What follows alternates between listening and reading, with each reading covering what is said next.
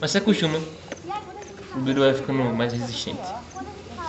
Vou deixar secar. Pronto. Deixa eu abrir o caminho aqui pra água descer. Não, doido. Pronto, secou. Tá muito... Gente, eu tô aumentando, né?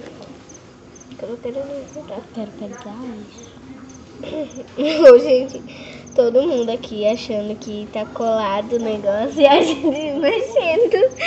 Gente, não dá, não dá. Não dá ficar sem mexer. Eu adoro mexer. Mexer nele. Quero botar mais água. Não, doida. Quero botar mais água. Fica quieta. Vem cá, vem aqui. Ui, que medo. Ó, não, pera. Deixa eu ajudar. Aqui.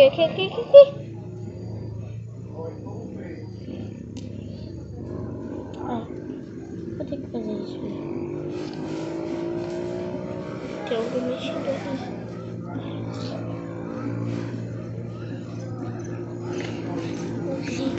Vocês estão ouvindo barulho? A gente não sabe o que é. Eu vou ver se tem alguém ali atrás. É aqui, ó. É aqui, ó. Essa do areia. Ah, aqui, ó. Eita, tá pegando fogo. Gente, eu não sei por que botaram isso. O bombeiro. Eu acho que é fogueira. Será que é fogueira? É da vela. Cuidado pra não queimar, hein? Eu acho que é fogueira. Eu vou ficar aqui pertinho. Porque eu tô com frio. Pai, tá com frio?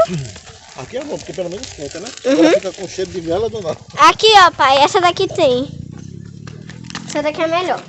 Senta aqui, ó.